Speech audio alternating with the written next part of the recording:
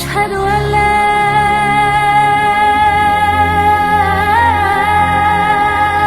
إله إلا الله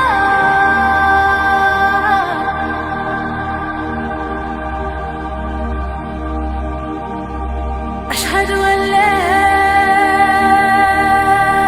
إله إلا الله. Alhamdulillah. Salam alaikum. La paix sur vous.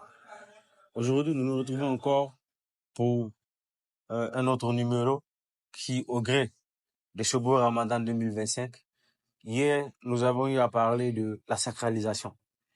La sacralisation qui doit aller au-delà de nous, au-delà de notre être, pour embrasser, n'est-ce pas, non seulement les autres êtres de la nature, mais aussi un élément très important, l'environnement, dont nous allons parler. Et l'environnement qui sera la thématique de notre jour. L'environnement, comme le disent les Chinois, que l'on ne s'appartient pas seulement à soi, mais on appartient aussi à ceux qui nous entourent et à l'environnement dans lequel nous existons.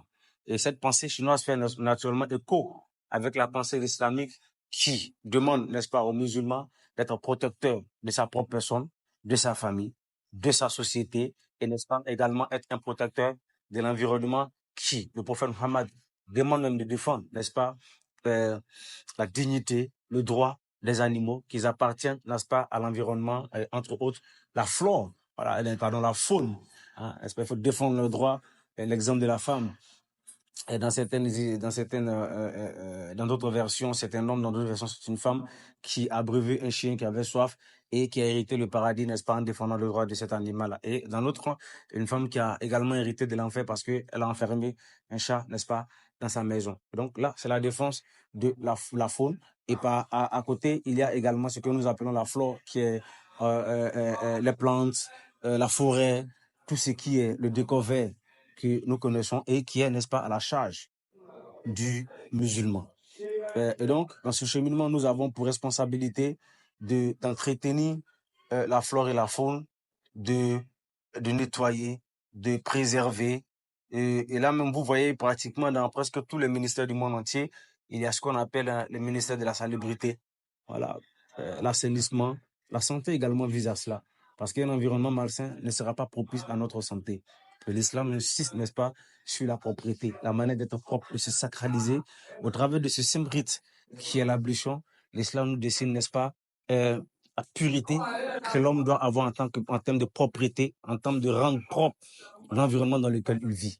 Le musulman n'a pas droit à se tourner les pouces quant à sa contribution à la société, surtout en termes, n'est-ce pas, de dynamisme, quant à la propreté, quant à rendre propice son cadre de vie, son environnement et l'espace qui va au-delà, n'est-ce pas, de sa vie, qui est son pays, et même à l'international, qui est tous les continents du monde entier. Nous avons ce droit et nous avons également ce devoir-là d'être des citoyens exemples, des citoyens modèles.